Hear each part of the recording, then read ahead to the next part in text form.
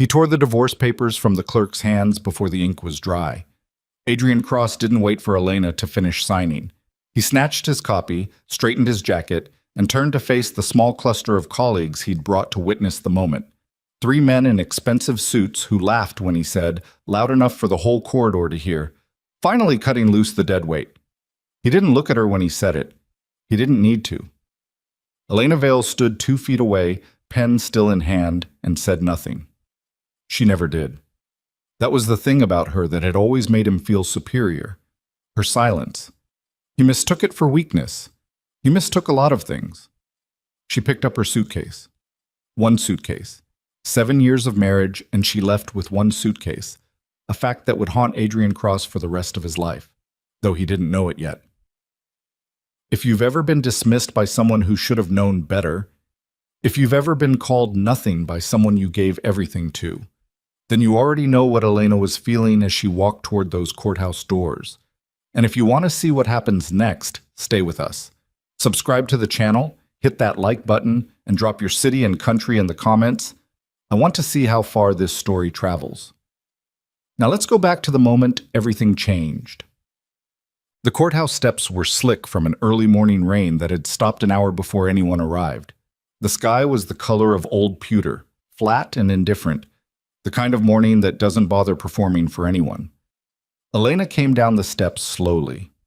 Not dramatically. She wasn't the type. She came down the way someone comes down steps when they're paying attention to each one, because they're deciding something privately, something that doesn't need an audience. The suitcase rolled behind her, catching on a crack in the stone, and she tugged it free without breaking stride. Her coat was the same charcoal gray it had been the day she wore it to her mother's funeral, years ago. She'd never bought another one. Adrian had pointed that out once, in front of his friends, as evidence of her lack of imagination. She made it to the bottom step before she stopped. It wasn't a sound that stopped her exactly. It was the absence of one. The street, which had been producing the ordinary low roar of a mid-morning city, taxis, voices, the distant percussion of a jackhammer, went quiet in a way that cities almost never do. Not silent. Quiet. Like a held breath. She turned her head. There were 4 of them at first. Matte black SUVs, the kind with reinforced frames and windows that didn't reflect light the way regular glass does. They came from the east end of the block, and they didn't hurry. They rolled to a stop at intervals, precise as a military formation, blocking the street in both directions without any apparent effort. The lead vehicle stopped directly in front of the courthouse steps. Traffic didn't honk. That was the thing that would stay with people who witnessed it. The drivers behind those SUVs simply stopped and waited, the way you wait when something tells you that honking would be a mistake. Car doors opened. The men who stepped out weren't large in the obvious way. They weren't built like movie bouncers. They were the other kind of dangerous, lean and still, wearing dark suits that fit them the way suits fit people who have spent their lives needing to move fast without warning. They positioned themselves along the sidewalk and the base of the courthouse steps without speaking to each other, without gesturing, as if they'd rehearsed this 1,000 times in locations just like this one. Adrian had come out behind Elena. He'd intended to say something else. He usually did. Some final remark that would cement the morning in his own favor. He was still composing it when he stopped on the 3rd step and looked at the street and felt the first cold thread of something he hadn't felt in a very long time. He felt small. The rear door of the lead SUV opened from inside. Damien Moretti was 61 years old and looked like someone had assembled him from material that didn't soften with age. He was not a tall man, 5'11" at most, but he occupied space differently than other men did, the way certain rooms feel smaller the moment a specific person enters them. His hair was silver white and cut close. His face was the kind that had been broken in at least 2 places and had healed without apology. He wore no tie.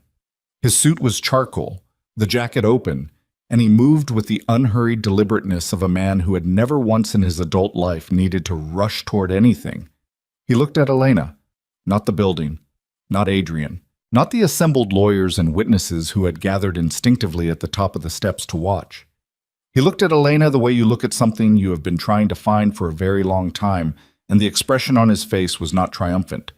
It was something older and quieter than triumph. He said, "It's time to come home." His voice carried without effort. That was the detail people would describe later when they tried to explain what they had seen.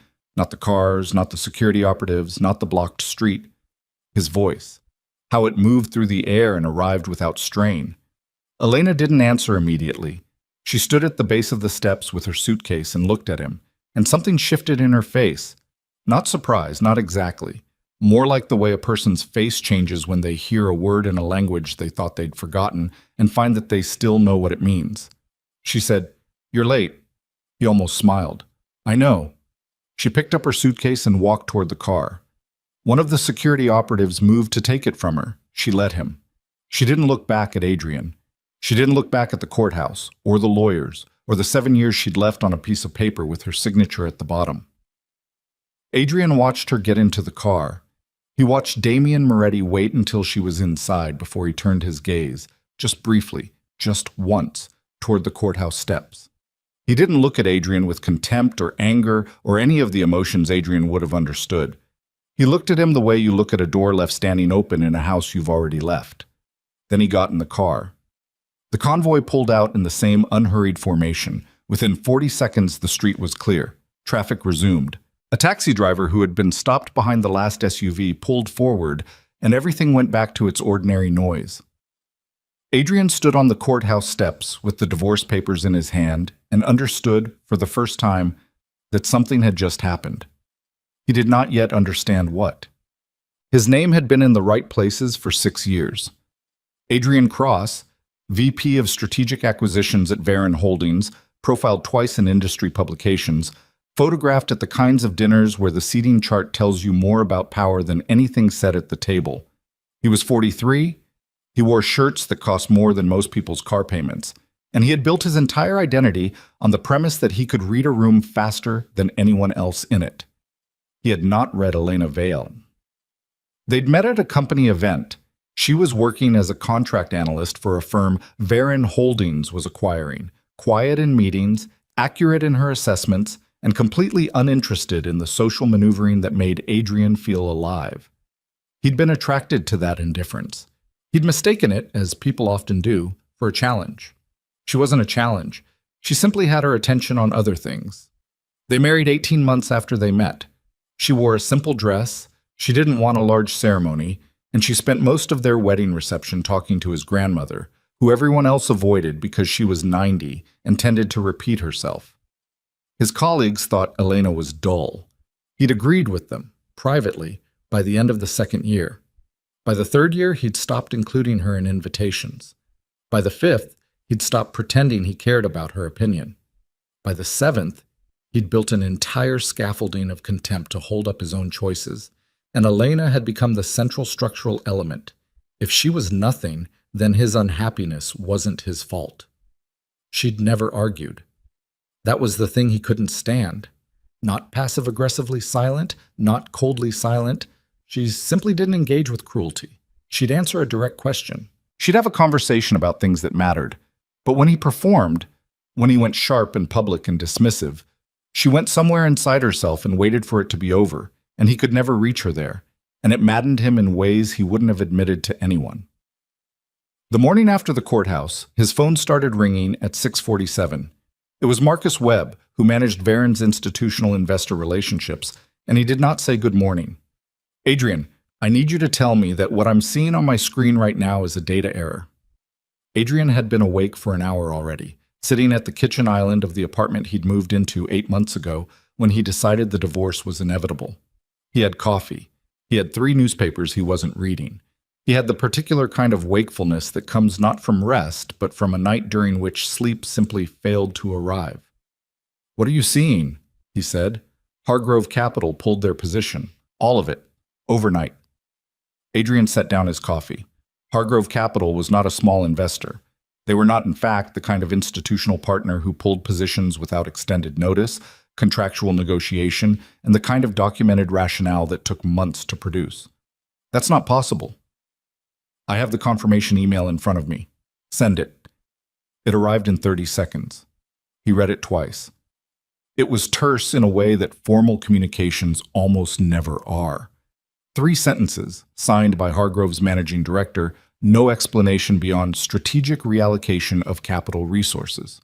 No warmth, no forward-looking language, none of the softening that people use when they want to preserve a relationship while ending a specific arrangement. They didn't want to preserve the relationship. Adrian called his contact at Hargrove, a man named Paul Garrett, who had been his primary liaison for 4 years and had, as recently as 3 weeks ago, taken him to dinner and discussed expansion plans. The call went to voicemail. He called again. Voicemail. He sent a text. Nothing came back. By 9 in the morning, 2 more partners had sent variations of the same message. By 11, the head of Varon Holdings board had called to ask what Adrian knew about the Hargrove situation, in the tone people use when they believe you know more than you're saying. He knew nothing. That was the honest answer, and it was not an answer he was accustomed to giving. He spent the afternoon on the phone, working backward from what he had. The timeline, the precise language of the withdrawal emails, the fact that every door he tried to open that day was already closed before he knocked. He was good at pattern recognition. It was genuinely the skill that had gotten him as far as he'd gotten. And the pattern he was looking at had a single characteristic that none of his ordinary business problems ever had. It was too clean. Business relationships didn't collapse like this. People didn't coordinate silence this precisely unless they were coordinating, unless someone had reached all of them in the same window and communicated something that made them move together. That required not just influence, but a specific kind of influence, the kind that people respond to not out of incentive, but out of something more immediate and less comfortable. He sat in his apartment at 7 that evening with a glass of whiskey he wasn't drinking, and thought about a man standing at the door of an armored car saying, "It's time to come home." And then he did something he almost never did. He called his attorney, not the divorce attorney, his actual attorney, the one he kept on retainer for the kind of problems that didn't have a standard form, and said, "I need everything you can find on a man named Damian Moretti." The pause on the other end of the line was brief, but it was there. "Adrian," his attorney said, "how much do you actually know about your ex-wife?" That's it. The name Moretti appeared in 3 kinds of documents. Law enforcement records, mostly federal, mostly heavily redacted, mostly inconclusive. Financial filings, an architecture of holding companies and international entities that was technically legal in the way that a building constructed at the precise tolerance edge of the code is technically sound. And then a third category, news archives, social records, the texture of a reputation built over 3 decades in the spaces where government authority and criminal authority negotiate the boundaries between them. Damian Moretti had been born in the industrial port district of a mid-sized American city, the 3rd son of a man who had died violently when Damian was 11. He had entered the family's organizational structure in his late teens and had by his early 30s become its undisputed head, following 2 years during which 3 of the previous leadership had died under circumstances that investigators documented meticulously and prosecutors never touched. He was not on any current indictment. He had not been tried for anything in 19 years. He gave money to a children's hospital and a literacy foundation, both of which were named after his mother. He was known, in the circles where his name was known at all, as someone who kept his word with a consistency that made written agreements redundant and whose definition of a debt, both owed and owing, was extensive and precise. Adrian's attorney read him portions of this over the phone. He did not read them casually. "There's something else," he said. "Say it." "There are records, partial, but consistent, indicating that Moretti spent approximately 14 years looking for a woman. A young woman, originally, then presumably older as the years passed. The records get thin around the details, but the effort was significant. Real resources, over a long period." Adrian's hand tightened on the phone. "She went by different names in the records," his attorney said. "The earliest reference I can find uses the name Elena." The whiskey glass was on the counter. Adrian looked at it. "She never talked about her family," he said, mostly to himself. "Her parents were dead," she said. "No siblings. She grew up moving around. I never—" He stopped. He was remembering now specific moments with the particular clarity that comes only in retrospect, when you realize that the information was always there and you simply never asked the right questions because you weren't interested in the answers. Elena deflecting certain topics, not with lies, but with brevity. Elena, twice in 7 years, going very still at a sound she couldn't immediately identify. The particular stillness of someone whose nervous system had learned something that her conscious mind had been allowed to forget. Elena keeping her phone locked in a way he'd found paranoid and had mocked her for. He'd mocked her for it. "Adrian," his attorney said carefully, "I think you need to understand something about the category of person you may have been casually dismissing in a courthouse corridor this morning." Adrian Cross, who had spent his entire adult life being the smartest reader of every room he entered, sat in his apartment and understood, with the specific nauseating clarity of a man whose self-image is revising itself in real time, that he had looked at something extraordinary for 7 years and seen only what he wanted to see.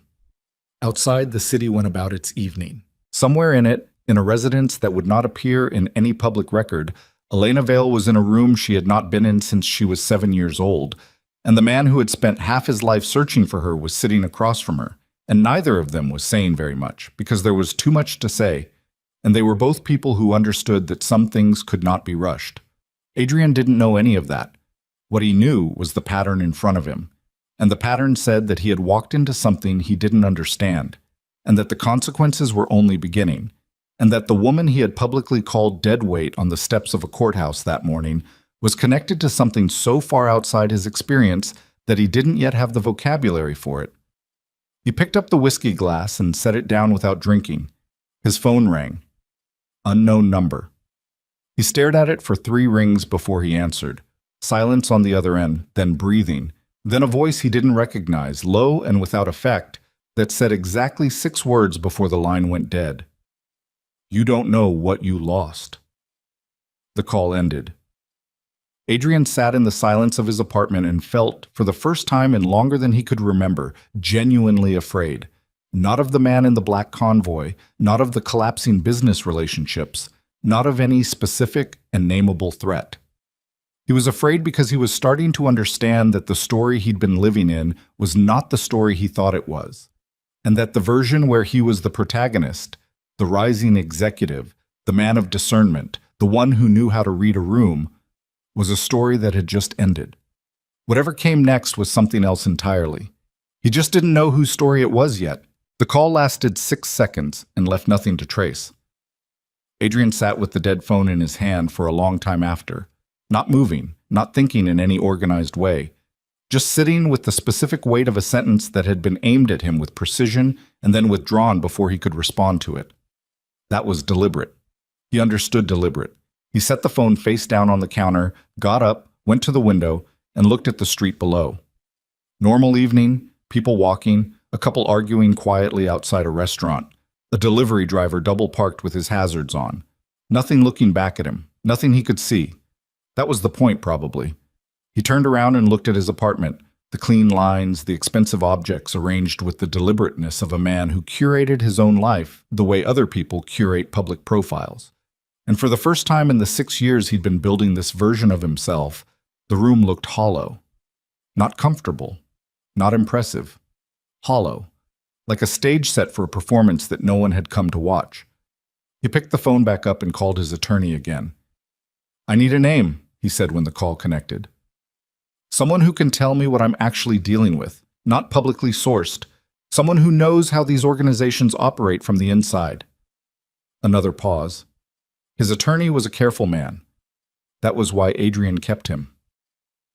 "That's a different kind of conversation than the one we usually have." "I know what kind of conversation it is. Give me until morning." Adrian hung up. He didn't sleep. He sat at the kitchen island with the newspapers he still wasn't reading and waited for morning the way you wait in a hospital. Not with patience, but with the grim arithmetic of someone counting the hours, because counting is the only available action. The house where Elena woke up the next morning was not what she expected, which was itself something she hadn't expected. She'd spent so many years not expecting anything that the sensation of being surprised by her own assumptions felt strange and almost pleasant, like a muscle she'd forgotten she had. It was a large house, not a compound in the way she'd feared, not a fortress, not the architectural expression of violence and power that she'd been bracing for during the car ride. It was old and well-maintained and sat behind mature trees on a property that felt, from the inside, more like something inherited than something constructed. The furniture was heavy and real. The kitchen smelled of coffee and something baked. A woman she didn't know had knocked on her door at 7 and left a tray without being asked. She sat up in the bed and looked at the room. It was her room, or it had been once. She understood this not from memory. She was 7 when she'd last been here, and the specific sensory record of those years had been buried under layers of other lives. But from the quality of the light coming through the window, which fell across the floor at an angle that triggered something pre-verbal, something her body remembered before her mind caught up, she sat with that feeling for a moment, uncomfortable with how much it moved her, before she pushed it down and got out of bed. Damien was in the room he used as an office when she found him. He was on the phone, standing at the window with his back to the door, and he didn't turn around when she entered, but his posture changed. A slight adjustment in the shoulders that said he knew she was there and was finishing the call because of it, not ignoring her. He said into the phone, "Handle it. Don't call me with updates. Call me with results." He ended the call and turned. He looked, in daylight and at rest, older than he had at the courthouse. Not diminished, just real in a way that yesterday's performance hadn't allowed for. There were lines in his face that told a specific story about sustained effort and inadequate sleep and choices made in conditions that most people were never asked to meet. "You want coffee?" he said. It wasn't a question. "I want answers," she said, "but coffee first." They went to the kitchen. He poured. She sat at the table that was large enough for 8 people and watched him move through the space and thought about how you could tell things about people from the way they moved through rooms they knew well, the unself-conscious economy of it, the way his hand went to the cabinet handle without looking. He set the cup in front of her and sat down across from her. "Ask," he said. "My mother," she said. "Start there." He was quiet for a moment, not hesitating, preparing. She could see the difference. "Her name was Carla," he said. "She was my father's youngest sister. She left the family when she was 22 because she didn't want what came with it. I don't blame her for that. She built a different life. She was careful about it." He paused. "She wasn't careful enough." Elena kept her hands around the coffee cup. "Who killed her?" "A man named Victor Sohan. He worked for an organization called the Marin Consortium, which is a name that means nothing to most people and a great deal to a specific few. They've been embedded in legitimate financial infrastructure for 30 years. Sohan believed your mother had documents that could expose the consortium's connection to a series of fund liquidations that destroyed several thousand pension holders. He said this flatly, without euphemism. She didn't have what he thought she had, but he didn't find that out until it was too late. Elena looked at her coffee. "And me? You were 7. You'd seen him at the house twice before it happened. You were the only witness who could identify him by face." He met her eyes. "We got you out before he could finish what he started. We gave you a different name, a different history, and we moved you far enough that finding you required more resources than Sohan had at the time. But eventually he had them. Eventually the consortium did. Sohan works for them now at a different level. He's been looking for you for 6 years. Elena absorbed this. Outside the kitchen window, something moved in the trees. A bird, something ordinary. And she tracked it without meaning to, an old habit. "You've been watching me," she said. "From a distance." "For how long?" He didn't look away. "Since you were 12. She put the cup down.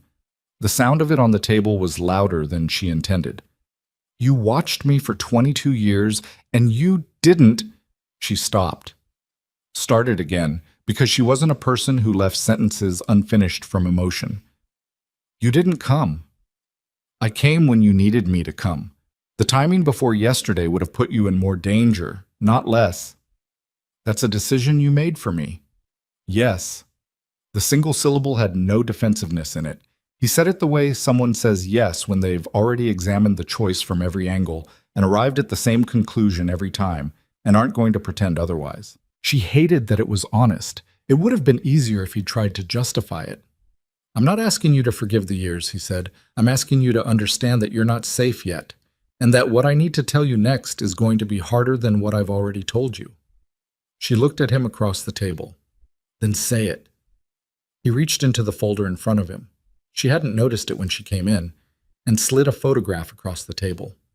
It was a man, mid-50s, photographed from a distance, entering a building she didn't recognize.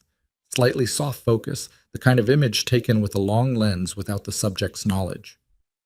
His name is Gerald Foss, Damien said. He was my consigliere for 18 years. Elena looked at the photograph. Was. He's the one who told Soane's people that you existed when you were 4 years old. His voice didn't change when he said it. He's the reason your mother had to run. He's the reason she wasn't fast enough. The kitchen was very quiet. He's still in the organization, Elena said. He was, until 48 hours ago. We don't know where he is now. She looked up. And you're telling me this now because he knows you're here, because the consortium knows you're here, and because there's something else, something connected to you that we didn't fully understand until yesterday when we pulled the records from your mother's last year. He reached into the folder again and produced a second document. A photograph of a piece of jewelry, a necklace, a pendant on a thin chain, simple, the kind of thing a child would wear without thinking about it. Elena's hand went involuntarily to her throat. The chain was there. The pendant was there. She wore it every day, had worn it every day for as long as she could remember, had worn it through 7 years of marriage to a man who'd noticed it once and said it looked cheap. What's in it? She said. Not a question. Encrypted financial records, specifically the documentation your mother assembled before she died. Evidence of the consortium's fund liquidation scheme that spans 4 countries and involves enough institutional names that making it public would be the single most damaging thing that has ever happened to that organization. Elena looked at the pendant lying against her sternum. She hid it in a necklace, she said. She hid it somewhere she knew would be kept safe. Somewhere she trusted. He said it without sentiment. You were 7. You wore it everywhere. Elena stood up from the table. She went to the window and stood there with her back to him and breathed deliberately, the way she'd learned to breathe in the years when steadiness was the only thing she had. Adrian, she said, what about him? He's not part of this. He's shallow and he's cruel, but he doesn't know anything about any of this. Damien was quiet for a moment. I agree. Then whatever's happening to his business isn't coming from me. He said it simply. I looked at his company. I didn't touch it. What's happening to him is coming from somewhere else. She turned around. The consortium. We think they've been using him as a control layer, keeping you socially isolated, financially dependent, visible in a context that made it easy to monitor your movements without appearing to. He paused. His business relationships were cultivated. His introduction to you was not an accident. Elena felt the specific cold of a betrayal that has no right target, because Adrian hadn't known, which made him both culpable and not culpable in a way that didn't resolve cleanly into any emotion she had a name for. He was a tool, she said, an unknowing one. He was still cruel. Yes, Damien said, he was. She turned back to the window. The trees moved. Somewhere beyond the property line, ordinary life continued in its ordinary rhythms, and she stood in the middle of something that had been building since before she could form memories, and thought about a 7-year-old girl on a road in the dark, holding a pendant she thought was a gift. Adrian got the name from his attorney at 8:15 the next morning, a woman named Ruth Calloway, who had spent 19 years inside federal organized crime task forces and had been consulting privately for the past 6. She agreed to meet him that afternoon in a diner 2 miles from his building, and she arrived before he did and was already drinking coffee when he found her booth. She was in her late 50s, unremarkable in the way that people are unremarkable when they've deliberately chosen it, and she looked at him when he sat down with the flat, calibrated attention of someone who read people professionally and was not impressed easily. You want to know about Damien Moretti, she said. I want to know what I'm in the middle of, he said. That's a smarter question. She wrapped her hands around her cup. What do you know already? He told her. He was precise and efficient about it. He was good at briefings. She listened without interrupting, and when he finished, she was quiet for a moment in the way that meant she was organizing what to say rather than deciding whether to say it. The Marin Consortium, she said. Do you know that name? No. You will, if you stay in this. She looked at him levelly. They have a financial services entity inside 3 of the investment groups that just pulled your funding. They didn't pull because of Moretti. Moretti has nothing to do with your business collapse. She paused. They pulled because someone told them to, and that someone wanted you destabilized. Adrian felt the sentence land in his chest. Why? Because a destabilized man makes poor decisions. A man who believes he's under attack from Moretti goes at Moretti, goes at his ex-wife, creates noise and engagement that serves as cover for what the consortium actually needs to do in the next... She checked her watch with a precision that seemed habitual. I'd estimate 72 hours. What do they need to do? Get the necklace, she said. He stared at her. Your ex-wife has been wearing a data storage device for 22 years without knowing it, Ruth Calloway said, in the tone of someone who found the fact genuinely remarkable even after years of working in a world where stranger things were ordinary. The pendant on her chain. Her mother put it there before she died. The data inside it is specific enough to bring down several people who have spent a great deal of money ensuring they are never brought down. The diner was warm and slightly too bright, and smelled of coffee and something fried, and Adrian sat in a vinyl booth and understood that the architecture of his life for the past 7 years had been, in part, constructed by people he'd never met for reasons that had nothing to do with him personally. He was a location. He was a container. He'd kept Elena Vale in a predictable address for 7 years, and he'd done it with his own ambition and his own cruelty and his own willingness to reduce her to something manageable, and he hadn't even known he was being used for it. She's with Moretti now, he said. Yes. Is she safe? Ruth Calloway looked at him with the particular look of someone who is deciding how much honesty a person can absorb in a single sitting. She's safer than she was yesterday. That's not the same as safe. Adrian sat with that. The man who used to run Moretti's operations, the consigliere, Ruth said. Gerald Foss. He went missing 2 days ago. We think he's gone to the consortium, which means they now have someone inside Moretti's structure who knows where Elena is, what the property's security looks like, and how Moretti tends to respond to threats. She paused. They'll move in the next 3 days, probably sooner. Then Moretti needs to know. Moretti knows. She looked at him flatly. What he may not know is the specific entry point Foss sold them. That's where you might be able to help, if you have any interest in doing so. Adrian looked at his hands on the table. Clean hands, soft hands, the hands of a man who had spent his entire working life in rooms where everything was mediated by money and language, and the careful performance of competence, and had never once been asked to do something with actual stakes. What would I need to do? He said. She told him. It involved his money. Specifically, it involved the liquidation of a significant portion of what remained of it, used to fund the public release of a financial document trail that would preemptively expose the consortium's structure in a way that couldn't be contained or managed, the kind of release that, once begun, couldn't be taken back. The evidence on Elena's necklace was the core of it, but there was supplementary material that Adrian's own contacts in the legitimate financial world could surface. Records of fund manipulations that crossed his professional network in ways he'd never examined closely because he'd never had reason to. He'd have reason now. If I do this, he said, the company's gone. What's left of it? And there's no version of this where I come out of it professionally intact.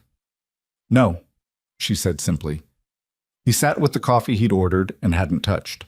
He sat with the career he'd spent 2 decades building, and the marriage he'd destroyed, and the woman who'd sat across from him at 1,000 dinners, and whom he had categorized as nothing, and he thought about the call from the previous night, those 6 words, delivered without anger, and understood that whoever had made that call had not been threatening him. They had been giving him a choice. He looked up at Ruth Calloway. Tell me what I need to do first, he said. She pulled a document from her bag and placed it on the table between them, face down. Sign this first. This isn't an informal conversation anymore. He turned the document over. Read it, signed it. The pen left his hand and his entire previous life went with it, and neither of them acknowledged that, and the diner kept its ordinary noise around them. And outside the window, the afternoon went about its business as if nothing had shifted. But it had. For Adrian Cross, in a vinyl booth in a diner he'd never been to before and would not visit again, the point of no return had passed. He just didn't know yet what it was going to cost him to reach what was on the other side. Adrian Cross didn't sleep at Ida Moretti's kitchen table, but he came close. He sat there for 2 hours after he finished telling her everything, and she listened the way certain old people listen. Not impatiently, not with the restless physical signaling of someone waiting for their turn, but with the flat, comprehensive attention of a person who has heard enough hard things in their life that one more doesn't require performance. When he finished, she was quiet for a moment. Then she said, "You know what your problem is?" He looked at her. "I imagine you're going to tell me." "You spent your whole life reading rooms. You got very good at it." She folded her hands on the table. "But you read for advantage. You read to find out where you stood relative to everyone else, where the leverage was, who was weaker, who could be used." She said it without cruelty, the way you say a true thing that doesn't require ornamentation. A person who reads like that sees everything except the thing that actually matters. Which is what people are carrying. She looked at him steadily. Elena was carrying something every day for 22 years, and you never once asked what it was. Not because you couldn't see her, because you weren't looking for that. Adrian had no answer for this. He was tired enough that the usual defensive architecture wasn't assembling itself, and without it, he had nothing to put between himself and the accuracy of what she was saying. "What do I do with that now?" he said. "Nothing," she said. "You can't undo it. You do the next thing correctly and you carry what you did. That's all anyone does." She pushed her chair back and stood up with the deliberate care of someone whose body required negotiation. "You can sleep on the couch. Damien will have instructions for you in the morning, and you need to be functional when they arrive." She turned off the kitchen light and went down the hallway without looking back. Adrian sat in the dark kitchen for another few minutes. He could hear the city outside, a siren somewhere distant, the low percussion of a truck on the avenue, and he thought about Elena in a house he'd never seen, in a room she'd last occupied when she was 7 years old, and he thought about what it cost a person to carry a secret they didn't know they were carrying for 22 years, and he thought about the specific texture of his own cruelty. Not dramatic, not theatrical, just the daily, grinding kind that wears a person down, the way water wears stone. And he sat with all of it in the dark until sitting with it became the only honest thing available to him. He went to the couch. He did not sleep well. In the morning, his phone had a message from a number he didn't recognize, 4 words. "Ready when you are." He read it twice. Then he got up and splashed water on his face in Ida Moretti's bathroom. Small, immaculate, with a bar of soap on the sink that smelled of something clean and old-fashioned, and looked at himself in the mirror for a moment. The man looking back at him was not the man who had stood on courthouse steps 24 hours ago with divorce papers in his hand and contempt arranged on his face like a costume. That man was gone. What had replaced him was less polished and possibly more real. He went back to the kitchen. Ida was already there, coffee made, a cup set out for him without being asked. She didn't say good morning. She poured and sat down and said, "Ruth Calloway is meeting you at 9. Don't be late and don't try to be charming. She doesn't have patience for it." "You know Ruth Calloway," he said. "I know everyone Damien knows. That's what happens when you're the family member who stayed." She said it without self-pity. "Drink your coffee." He drank his coffee. Outside the brownstone windows, the city was beginning its morning in the ordinary way.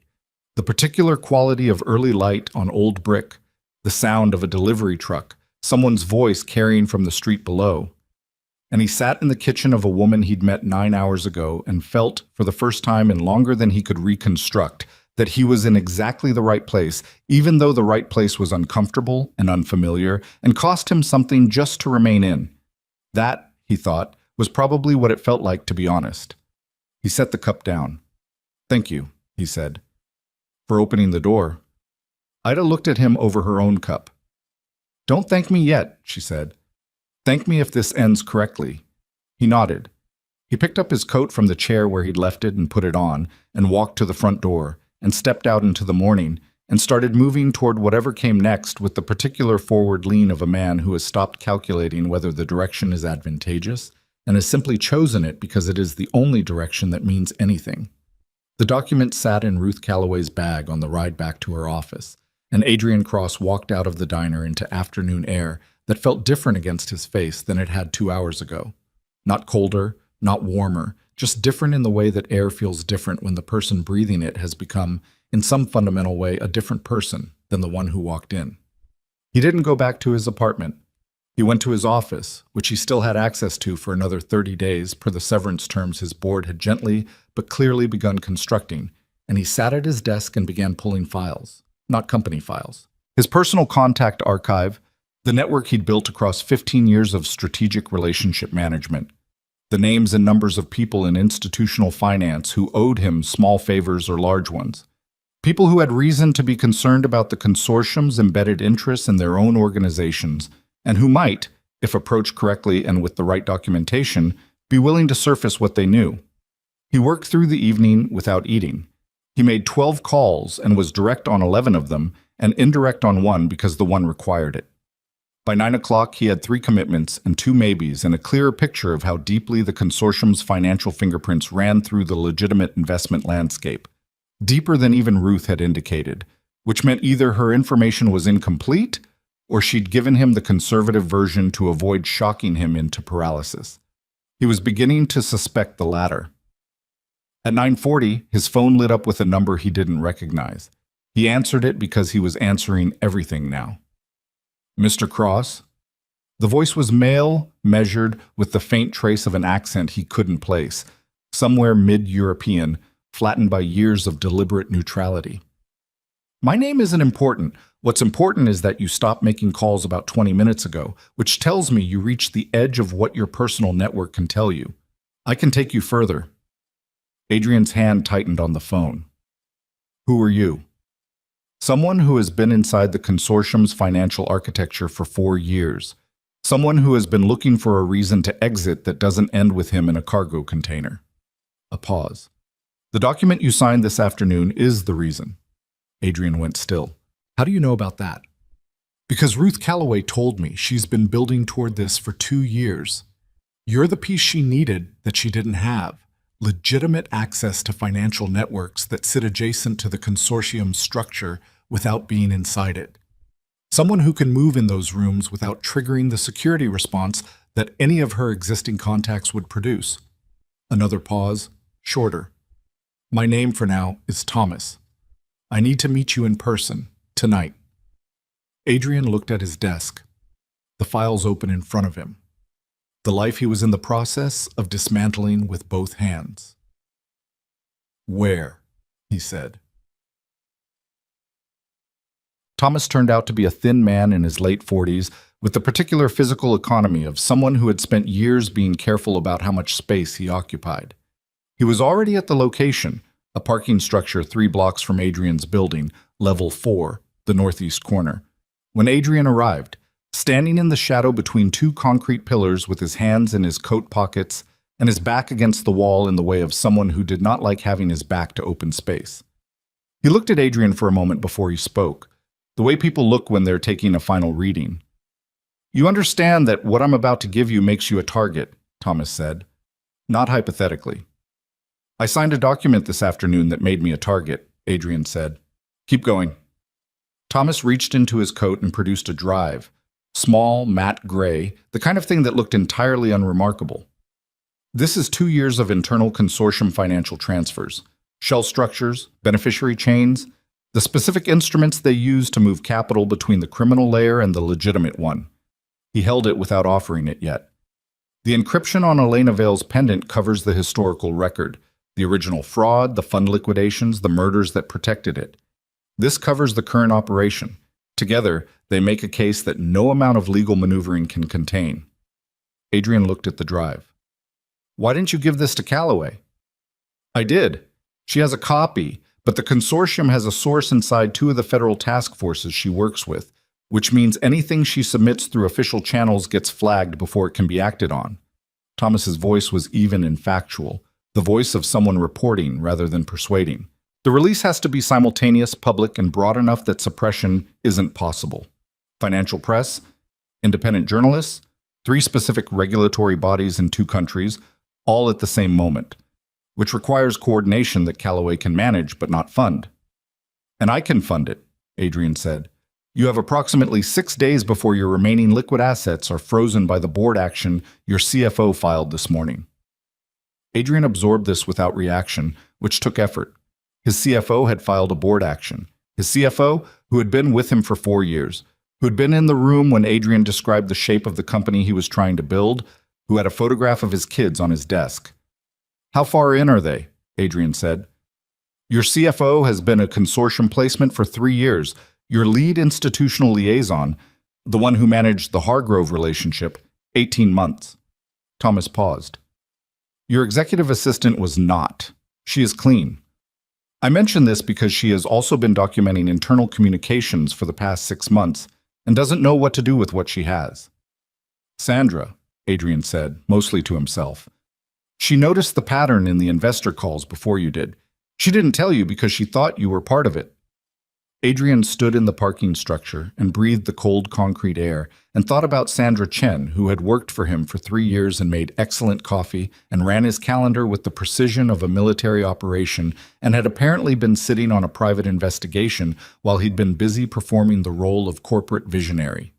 He almost laughed. He didn't. The drive, he said. Thomas held it out. Adrian took it. One more thing, Thomas said. Gerald Foss, Moretti's former consigliere. He didn't just sell Elena's location. He sold Moretti's security architecture. The property where she's staying has a vulnerability in its northeast perimeter that Foss knew about because he helped design it 12 years ago. He looked at Adrian steadily. The consortium's extraction team is already in the city. They won't wait for your financial release. They're going to move on the property within the next 36 hours. Adrian pocketed the drive. Moretti needs to know. Moretti's communications are being monitored. Any direct contact from you goes through channels that are compromised. Thomas pushed off the wall. Which means you need to find a way to reach him that doesn't go through any channel he currently uses. He walked toward the stairwell. At the door he stopped without turning around. Ruth Calloway will have the rest of the instructions in the morning. Don't be late. He pushed through the door and was gone, his footsteps descending the concrete stairs in a diminishing rhythm until there was nothing left but the low hum of the structure and the distant noise of the city outside.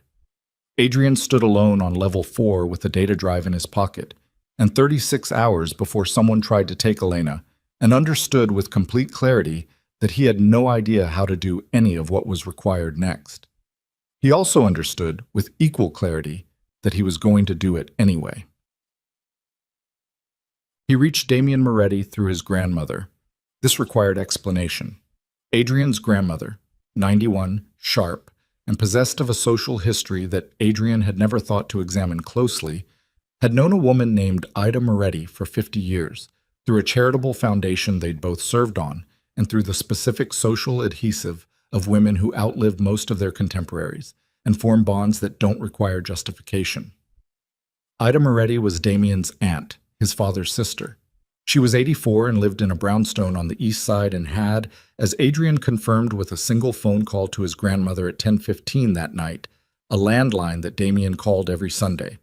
He didn't call the landline. He showed up at the brownstone at 11 in the evening and rang the bell and waited. And after a long pause, the intercom clicked and Ida Moretti's voice came through with the particular unimpressed clarity of a woman who had opened her door to difficult men for 8 decades. "What do you want?" she said. "My name is Adrian Cross. I was married to Elena Vale. I need to reach Damien, and I can't use any channel he currently uses." Silence. Then, "You're the one who called her dead weight."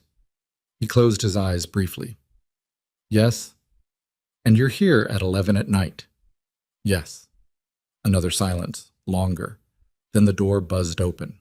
She met him in the hallway, Chet. Small, straight-backed, with white hair and dark eyes that were doing the same kind of reading on him that Ruth Calloway's had done that afternoon, though with 40 more years of data to compare him against.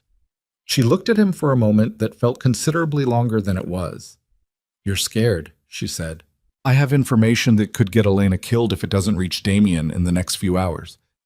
"Yes, I'm scared." She stepped aside. "Kitchen," she said. "You don't get the sitting room." He followed her to the kitchen. She didn't offer him anything. She picked up the phone on the wall, an actual wall phone, corded, the kind that hadn't been manufactured in 20 years, and dialed from memory and waited, standing with her back straight and her free hand flat on the counter. "It's Ida," she said when it connected. "I have someone in my kitchen. He says he needs 30 seconds and that Elena's life depends on it. I believe him because he looks terrible." She paused, listening. Then she held the phone out to Adrian. He took it. He said, "The northeast perimeter. Foss gave them the northeast perimeter. 36 hours. He waited, heard nothing, said, "That's everything I have right now." He handed the phone back. Ida listened for another moment, said, "I know," to whatever was said on the other end, and hung up. She turned to look at him. "Sit down," she said. "You're going to tell me everything, and then you're going to do whatever he tells you to do tomorrow morning. And if anything happens to that girl because of how you treated her, I want you to know that I will be very old and very angry for a very long time." Adrian sat down. He told her everything. Elena found out about the northeast perimeter from Damien at 6 in the morning, when he came to her door already dressed and handed her a cup of coffee through the doorway and said, "We have a problem," in the tone of someone who has been managing problems since before she was born, but finds this particular one notable. She took the coffee and stepped back so he could come in. He told her about Foss, about the perimeter vulnerability, about the fact that the consortium's team was in the city, which his people had confirmed through 3 independent sources over the previous 2 hours. She listened without interrupting. She was good at that, had always been good at it. And Damien noticed, as he had noticed yesterday in the kitchen, that she listened the way people listen when they're not waiting for a pause to respond, but actually processing what's being said in real time and adjusting their understanding as new information arrives. "You need to move me," she said when he finished. "We need to move you to a position where being found is an advantage rather than a liability."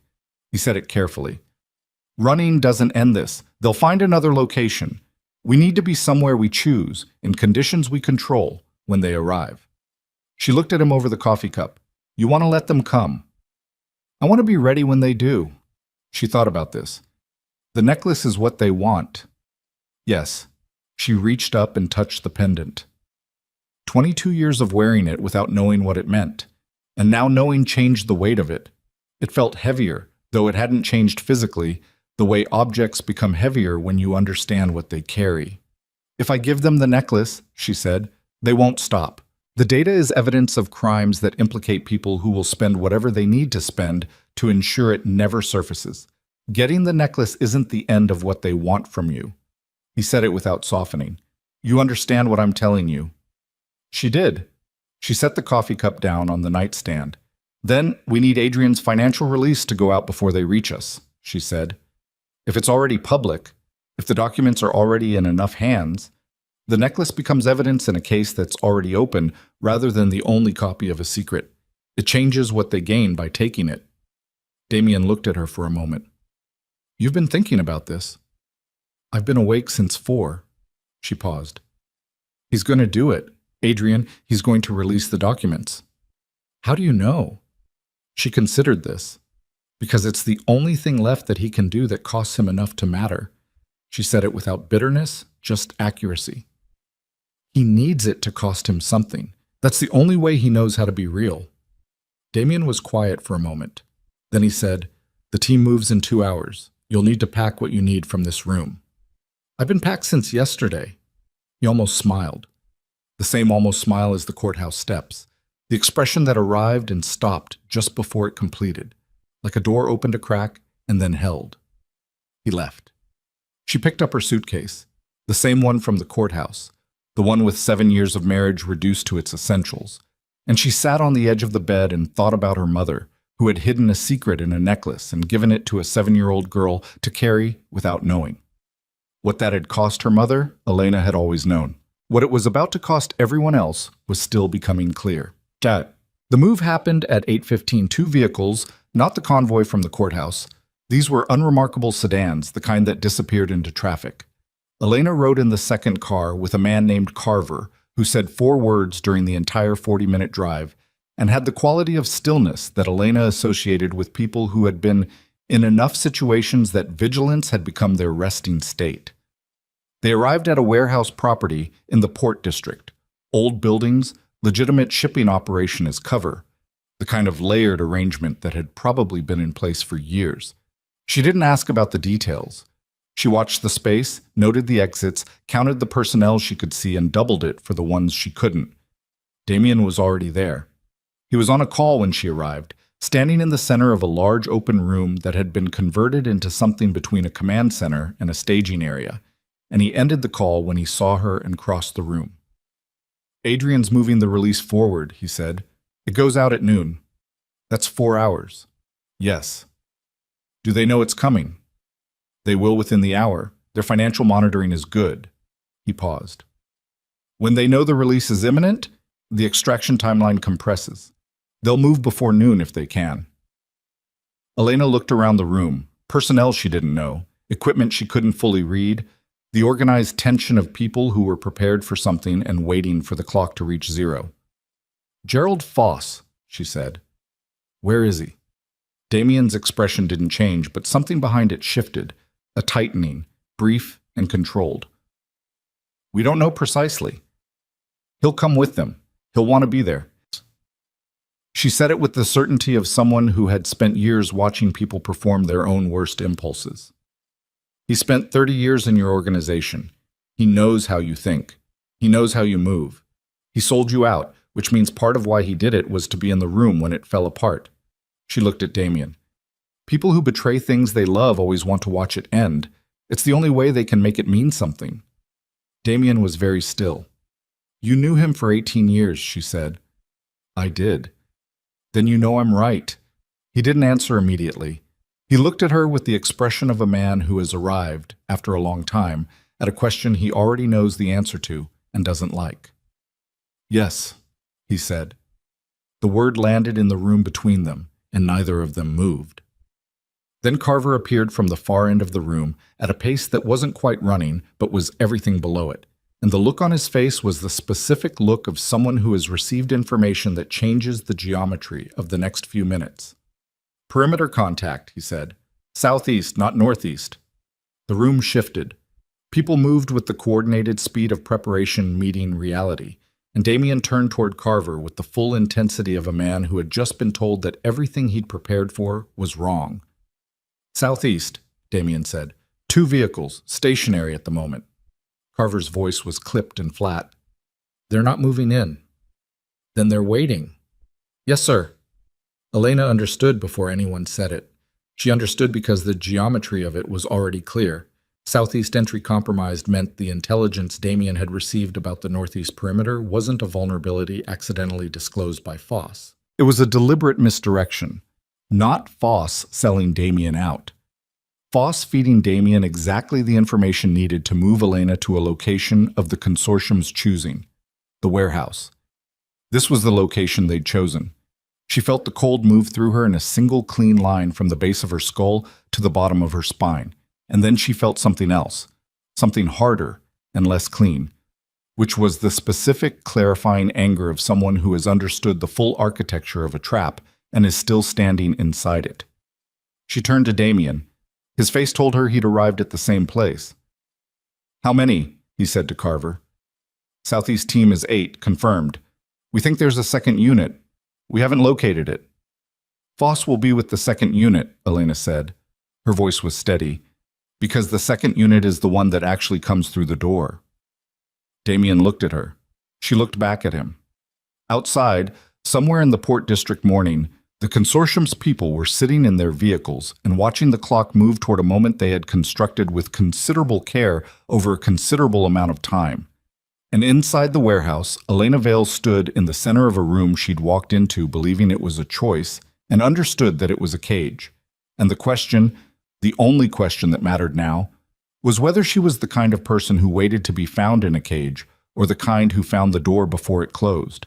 She reached up and unclasped the necklace from around her throat for the first time in 22 years, and held it in her closed fist, and looked at Damien Moretti with an expression he had not seen on her face before.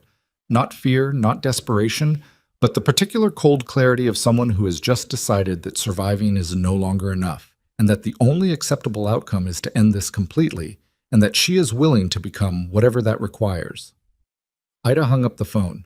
Adrian sat at her kitchen table in the small silence that followed and understood something he hadn't understood in the parking structure with Thomas or in the diner with Ruth Calloway or in any of the hours of careful strategic thinking he'd been doing since the convoy had taken Elena from the courthouse steps. He understood that understanding a situation and being ready for it were entirely different conditions, and that he was in the first one and not yet in the second. "She's going to be moved," Ida said. She was at the counter, her back to him, and her voice was level in the way that people's voices are level when they've been managing bad news for so many years that the management has become involuntary. Damien is taking her somewhere they control, which means they know the house is compromised. Boss told them about the house. Foss told them everything he knew about everything. She turned around. Her face was composed. He worked for Damien's father before he worked for Damien. He was there for the years I was there. He sat in kitchens like this one and ate food and knew every name. She paused. People like that. People who betray from the inside. They don't do it all at once. They do it in small steps, each one justifiable, until the steps have taken them so far from where they started that the only way to survive is to keep going. Adrian looked at his hands on the table. Foss justified it to himself, he said. Everyone does. She sat down across from him. You justified 7 years of cruelty to a woman who had done nothing to you. You found reasons. The reasons felt true while you were inside them. She said it without judgment, just documentation. The difference between you and Gerald Foss is scale, not category. The sentence arrived in Adrian's chest like a key turning in a lock he hadn't known was there. He didn't argue. He sat with it the way you sit with true things, uncomfortably, without the option of putting them down. What do I do in the morning? He said. Not about strategy, about the first hour, the first action, the smallest possible unit of what came next. Ruth will tell you the specifics. What I'm telling you, Ida folded her hands on the table, is that the money is the easy part. Signing a document and writing a number is the easy part. The hard part is that after this is over, however it ends, you have to figure out how to be a person who deserved to be in the middle of it. She looked at him steadily. That takes longer, and nobody helps you with that part. Adrian nodded. He sat with that too.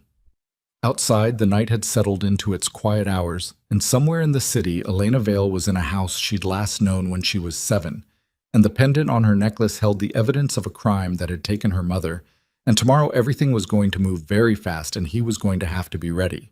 He wasn't ready yet, but he had until morning. The necklace was warm from her skin.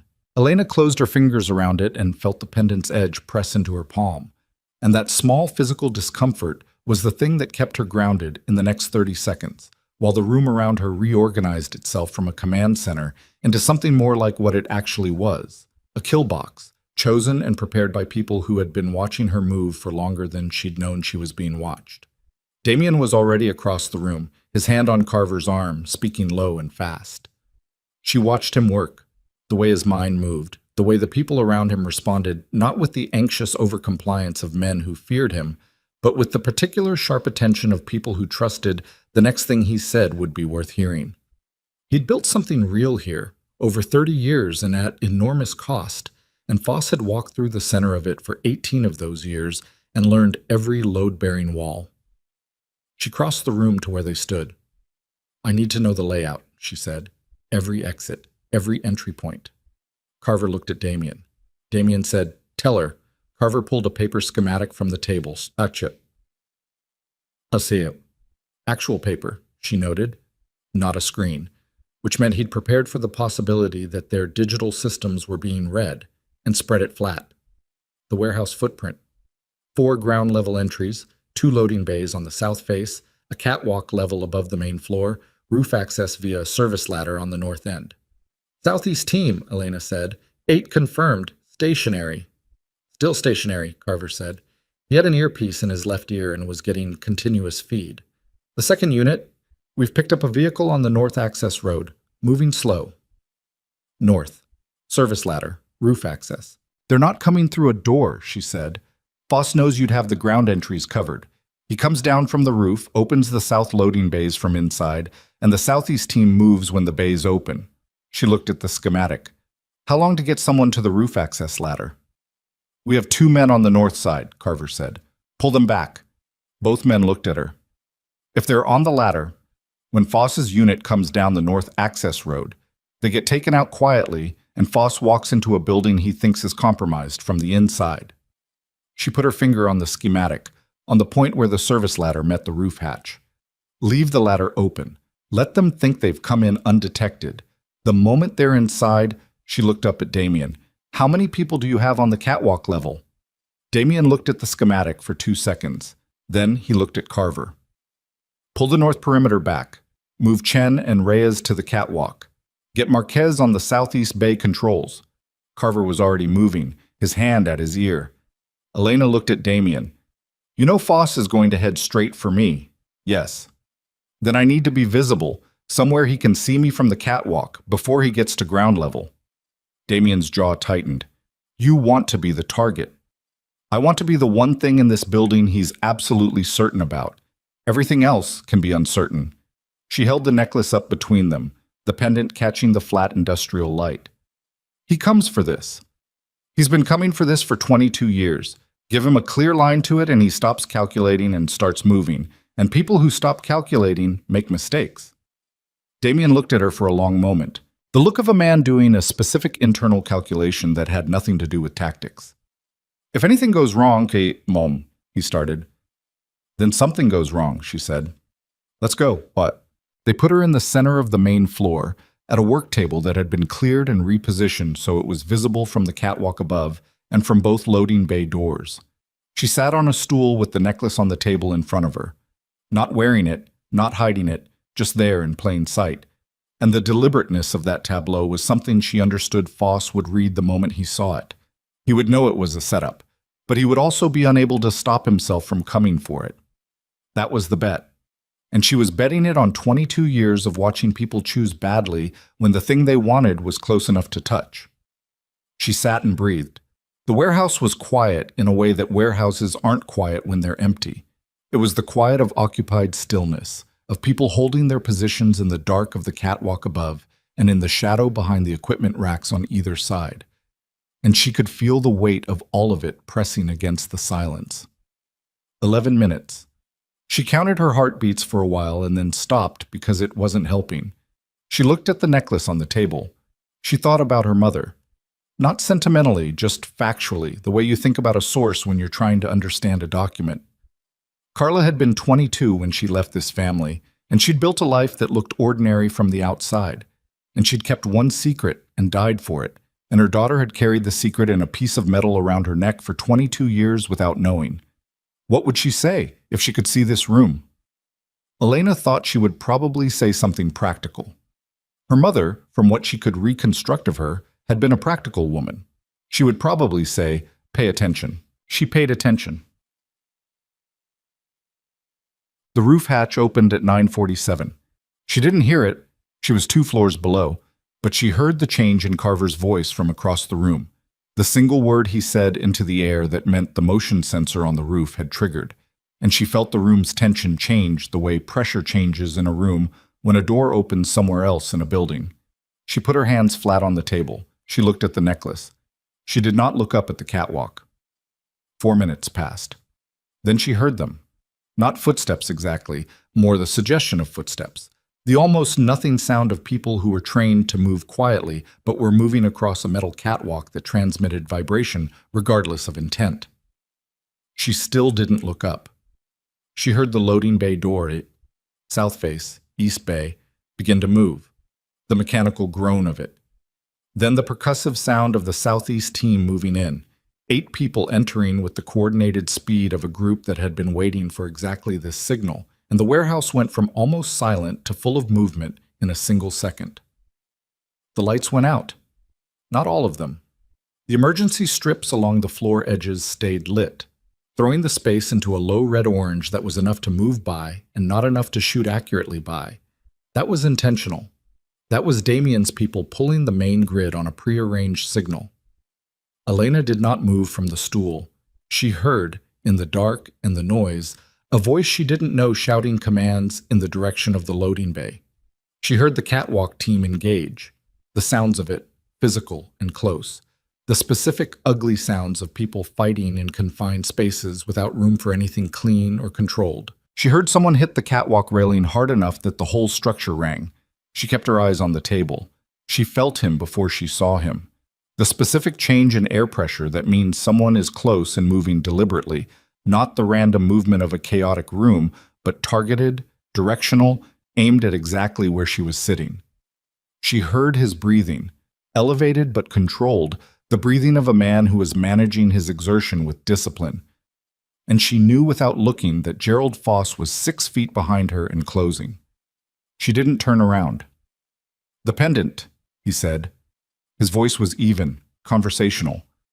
A man who had spent decades managing difficult conversations by refusing to let them become difficult. "Pick it up and give it to me, and this ends." She looked at it on the table. "Gerald," she said, "don't. Flat. Immediate. Whatever you're about to say, don't." She turned on the stool. He was older than the photograph Damien had shown her, mid-60s, silver at the temples. A compact man with the kind of face that had probably been trustworthy once and had learned to perform trustworthiness long after it stopped being true. He was holding a weapon at his side, not raised, not pointed at her. A deliberate choice, she understood, because pointing it would make this something other than what he wanted it to be. He wanted it to be simple. He wanted her to give him the necklace and have it be a transaction, clean, something that could be filed under the kind of moral accounting that lets a person continue to live with themselves. She looked at him without expression. "You knew my mother," she said. "Elena, you knew her. Before she left."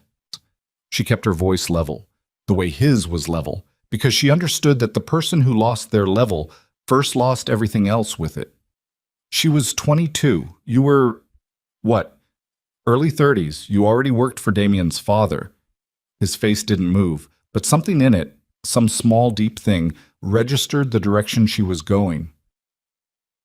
"She didn't want what came with the family," Elena said. "You knew that. You watched her build something different." She paused. "And then you told Victor Sohn she existed.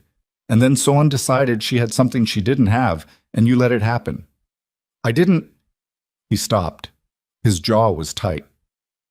It was more complicated than you're making it." "Tell me how." "The necklace," he said, not asking, redirecting. "Was the complication that she wouldn't give you what you wanted? Is that what it was? She left the family and she wouldn't—" She watched his face. She watched the small, contained reaction move through it like a current under ice. "She rejected you. And you thought Sohn would scare her back. You thought she'd run to the family and you'd be the person who—" She stopped, because his face had told her she was right, and saying more would serve nothing. 22 years ago, a man in his 40s had made a petty, ugly, personal decision, and a woman had died for it, and a 7-year-old girl had been put in a car in the dark and driven away from everything she knew. The room around them was still moving. She could hear it, the ongoing sounds of the engagement on the catwalk and near the loading bay. But in the 6 feet between her and Gerald Foss, everything was very still. He raised the weapon. "The necklace," he said again. His voice had changed. The conversation register was gone. What was under it was older and worse. She picked up the pendant from the table and threw it sideways, hard, into the dark. It caught the emergency strip lighting for one fraction of a second as it arced. A small, glinting thing, a child's necklace, a woman's life, 22 years of carrying something without knowing. And then it was gone into the shadows between 2 equipment racks, and Foss moved without thinking, his body making the decision before his mind could override it, taking 2 steps toward where it had gone, 2 steps away from her, 1 step into Carver's range. What happened next was fast and not clean, and she didn't look away from it. Carver came from the right, 2 of Damien's other personnel from the left, and Foss was trained, and not young, but also not young enough. and the weapon discharged once. The sound of it inside the warehouse was enormous, a physical thing. And then it was over, and Foss was down, and Carver was standing over him with blood on his forearm from the discharged round that had gone wide and caught him on the way. Elena got off the stool. She walked to the equipment rack and got down on her knees and found the pendant in the dark by running her fingers along the concrete floor until the chain caught under her fingertips. She picked it up. She held it for a moment, crouched on the floor of a warehouse in the port district, and felt the weight of it, the actual weight, not the metaphorical kind. And it was the same as it had always been. Almost nothing. Less than nothing. A small thing to carry for 22 years. She stood up. The loading bay situation resolved itself in the way that Damien's people resolved things, efficiently and with the minimum of ceremony. And by 10:20, the Southeast team had been contained, 4 of them, the others having made the decision that the operation's terms had changed sufficiently to warrant departure. The catwalk team was intact minus Reyes, who had a broken wrist and was dealing with it in the clipped, irritable manner of someone who considered the injury an administrative inconvenience. Damien found Elena at the north wall, her back against the concrete, watching the room settle. He looked at her hands, at the pendant in her closed fist. "Foss," she said. "Alive." Carver was careful. She nodded. "The Southeast team, 2 of them have information we can use. The others, he paused. We're managing that." She didn't ask what managing meant. There were still things she didn't need to know. "Adrian," she said, "the release." Damien checked his phone. 10 minutes ago. It's out. Financial press, 3 independents, 2 regulatory bodies in different jurisdictions. Ruth Calloway confirmed distribution. He paused. "It's moving." She absorbed this. The thing her mother had built, in the last year of her life, reduced to an encrypted file in a child's necklace. It was out now. In the world. Impossible to put back. "They'll know it's out," she said. "The consortium. They already know. Our people are monitoring their communications. There's considerable activity. Are they going to move on us again?" "Not immediately. What's in those documents is going to require their full attention in the next several hours. Containment is going to take everything they have." He said this with the steady factuality of a man who had been studying an enemy long enough to know their capacity. "They'll come back, but not today." Elena leaned her head back against the concrete wall and closed her eyes for a moment. Just a moment. She heard someone across the room giving instructions. She heard Carver talking to someone about his arm in the tone of a man who was going to refuse medical attention and knew he was going to refuse it and was pre-justifying it to himself. She heard the bay door close with the deep mechanical thud of something heavy finding its seat. She opened her eyes. Damien was still standing there, watching her with the particular quality of attention he'd had since the courthouse steps. Like a man who had been looking for something for a long time and had found it, but hadn't yet stopped the habit of looking. "She was 22, Elena said. "My mother, when she left." "Yes. She just wanted a different life." "She built one." He said it plainly. "For 14 years. She did what she set out to do." Elena looked at the pendant in her hand. "Foss," she said, "he has to answer for it. Not to you, properly." Damien looked at her steadily. "That's your call to make." "Yes, it is."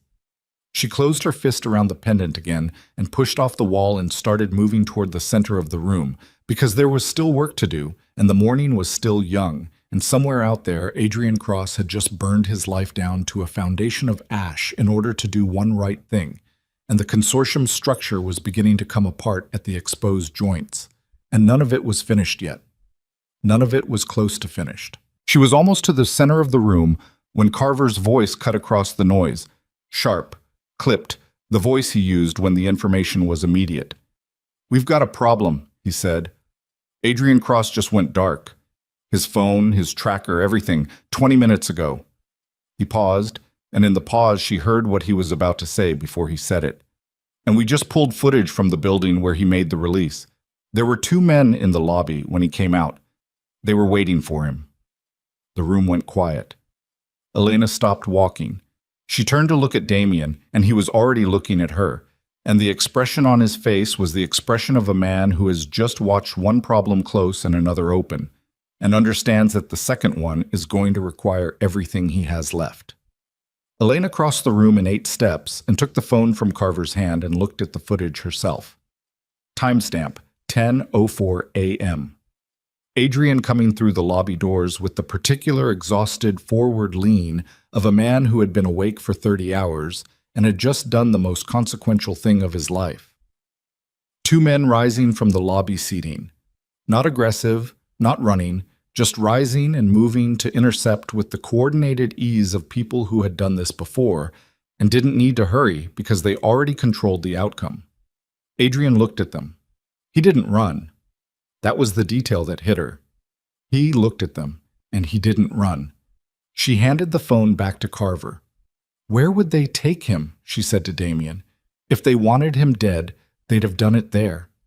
His voice was even, but she could hear the calculation running underneath it, fast and continuous. They want leverage, something to trade against the release, proof of source maybe, or someone to discredit the documents publicly. He won't do that. I know. He said it without pause, which meant he'd already read Adrian Cross accurately and filed the reading away, which means they'll hurt him until they believe he won't. The room was very still around that sentence. Elena looked at the schematic still spread on the table. She thought about a man in a diner signing a document that cost him everything. She thought about him not running. The consortium has 2 properties in this city, Damien said. He was already moving toward the table. One is administratively clean. They won't use it today with the documents public and regulatory eyes incoming. The other is a transit facility in the Western Port. Old, off the books, used for short-term detention. He put his finger on the schematic, then pulled a second map from beneath it. The Port District, broader. 40 minutes from here. How long has he been dark? 23 minutes, Carver said. Then we have time, Elena said. Not much. Damien looked at her across the table. She looked back at him. I'm going, she said. Not a request. He held her gaze for 2 seconds. Then he looked at Carver and said, Get the vehicles. Full team. We move in 4 minutes. Carver was already gone. Elena put the pennant in her coat pocket, close to her body, and checked that the clasp was secure. Outside, the Port District morning continued its indifferent noise, ships, machinery, the low industrial pulse of the city working, and somewhere inside it, in a building that didn't officially exist, Adrian Cross was about to find out how much the right thing costs when the people you've exposed decide to collect. She was not going to let them finish that transaction. Not today. The 4 minutes it took Carver to get the vehicles ready were the longest 4 minutes Elena had stood through in a long time, which was notable because she'd stood through some long minutes in the past 48 hours. She used them. She went back to the schematic on the table and looked at the transit facility layout. The schematic Damien's people had assembled, incomplete, the gaps in it visible as the blank spaces between what was known and what was guessed. And she looked at the Western Port position and traced the access routes and thought about a man who had spent 22 years operating from a position of total confidence in his own invisibility. Swan would not be invisible today. He'd been in this city, in this operation, close to the work, which meant he'd made the same error that Foss had made, the error that people of long, uninterrupted power reliably made. He'd started believing that proximity to consequence was the same as control of it. It wasn't. She heard the vehicles in the yard outside. Damien appeared from the far end of the room with his coat on, moving with the same unhurried deliberateness she'd watched at the courthouse steps. And she thought about how you could measure a person's actual character, not by how they moved when things were good, but by how they moved when things were urgent. Whether urgency made them sloppy, or whether it simply revealed the discipline that was already there. He looked at her. You have the pendant. Coat pocket. Don't take it out at the facility unless you need to. I know. He held her gaze for one additional second, not checking on her, just present, acknowledging that they were about to walk into something together that neither of them had walked into before. And then he moved toward the door, and she fell into step beside him. Carver was at the lead vehicle. He looked at Elena's face and then looked at Damien and said nothing, which was the right call, and got in the driver's seat. They pulled out of the warehouse yard and into the Port District streets, and Elena watched the buildings go past and thought about Adrian Cross zip-tied to a chair in a room she hadn't seen yet, and thought about what it meant that he hadn't run when the men rose from the lobby seating to intercept him. She'd spent 7 years cataloging his failures, the contempt, the dismissal, the performance of superiority that required her reduction to function. She'd cataloged them accurately. They were real failures, real damage, real years she wouldn't get back. But she'd also watched him, in the past 48 hours, do every hard thing asked of him without flinching. Sign the document, burn the company, stand in Ida Moretti's kitchen and tell the truth about himself to a woman who owed him nothing, call the contacts, fund the release, and then walk out of the building where he'd done it and not run when the men came for him. That wasn't nothing. She didn't know what it was exactly. It wasn't absolution. It wasn't repair. It was something smaller and more real than either.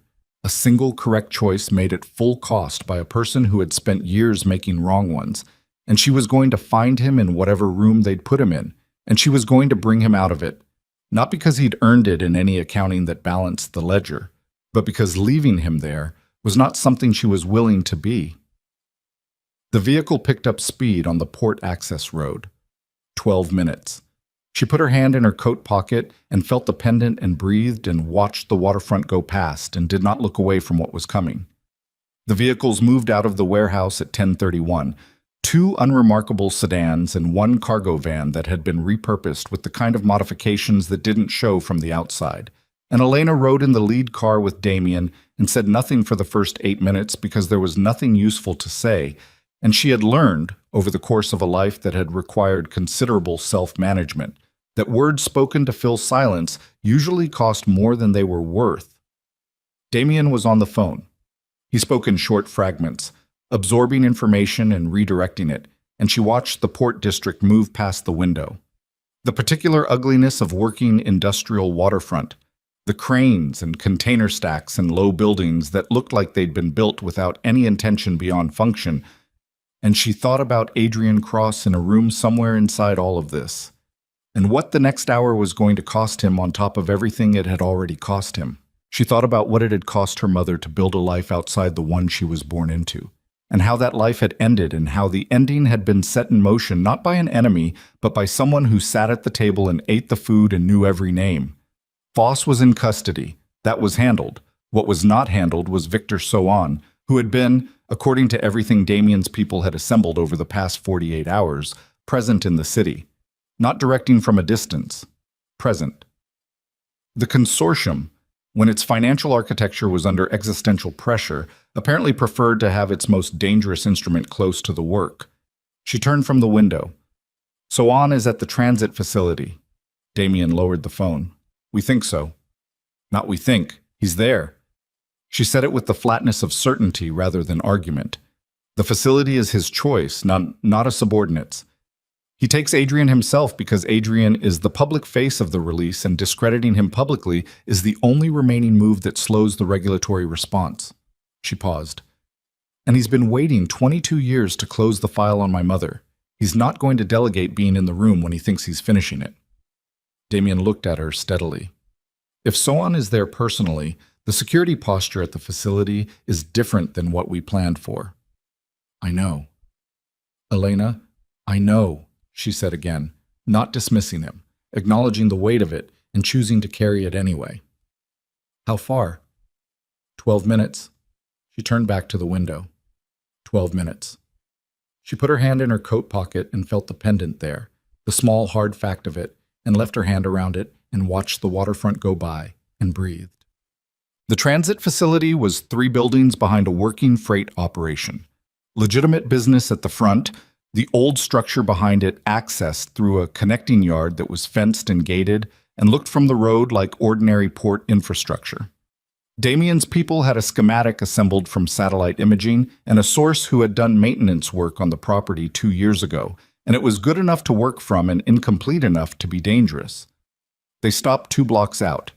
Damien deployed the team on foot, 6 people, moving through the freight yard's perimeter at 2 points simultaneously, with Carver's group taking the south access and the second team on the north. The cargo van stayed as extraction. Damien and Elena went through the central gate, not stealthily. Through the gate, in the open, because Damien Moretti walking into a consortium facility without cover was the kind of event that created a 2-second window of pure confusion, the specific paralysis of people confronted with something so far outside the expected operational parameters that their training didn't have an immediate response for it, and 2 seconds was enough. The gate was attended by one man who saw them coming and reached for his radio and found Damien's hand on his wrist before the reach completed. What happened next was brief and precise, and the man sat down against the gatehouse wall with his radio on the ground beside him and did not get up. Elena was already through the gate and moving toward the main building. The yard between the gate and the building was open ground, 40 feet of cracked asphalt under a sky that had gone the color of dirty concrete, the morning's earlier gray deepening toward something heavier. She moved across it without running, because running was visible from a distance and walking with purpose at a controlled pace registered differently to peripheral vision. She'd learned this, when and from whom she couldn't reconstruct, but the knowledge was in her body the way certain knowledge lives in the body, pre-verbal and reliable. Damien was one step behind her. The building's main entry was a heavy roll-up door closed and a standard door to its left that was unlocked, which told her either the facility was understaffed at this hour or they were expected, and neither possibility was comforting. She pushed through it. Interior. Large open space, the smell of salt water and rust and something chemical underneath both. Low light from industrial fixtures, half of them dead. Equipment she didn't stop to identify, stored along the walls. And at the far end, past a row of stacked pallets, a door that had light coming under it. Real light. Not emergency strips, and from behind which she could hear, with the specific clarity that large empty spaces produce, a voice. She knew the voice.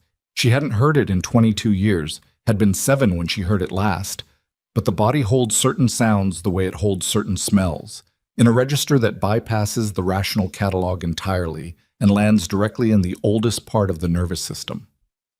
Victor Sohn was behind that door. She felt Damien's hand on her arm.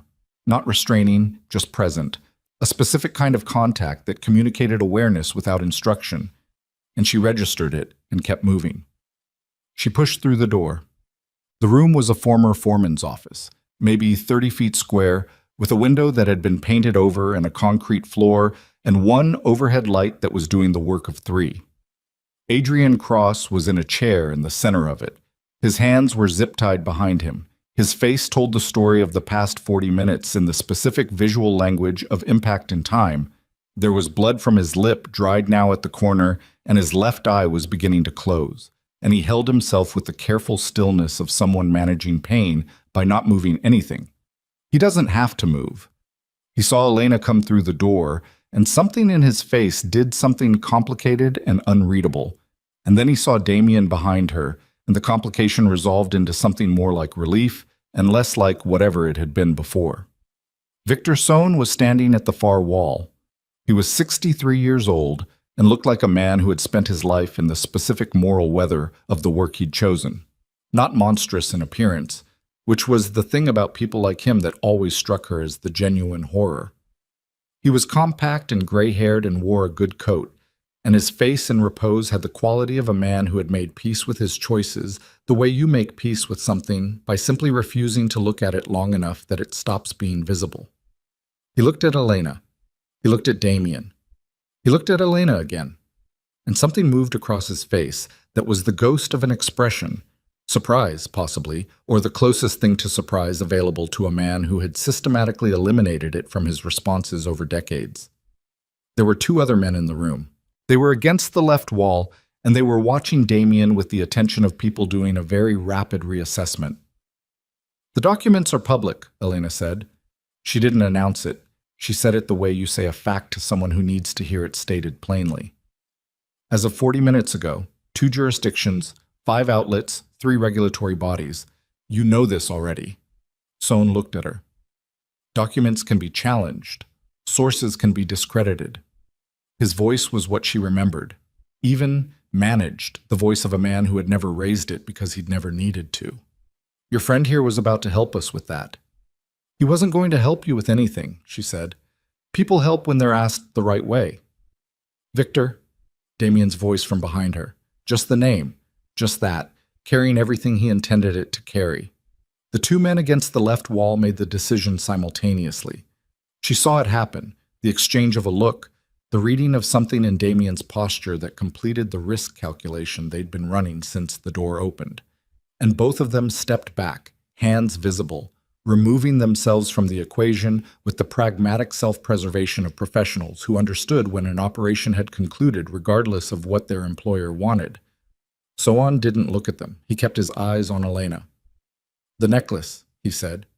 She reached into her coat pocket and took out the pendant and held it up between them. He looked at it the way he'd been looking at it, she understood, for 22 years, with the focused attention of a man for whom it represented not an object, but the termination of a problem that had outlasted every attempt to resolve it. My mother didn't have what you thought she had, Elena said. You knew that. By the time you found her, you already knew she didn't have the documents. Something shifted in his face.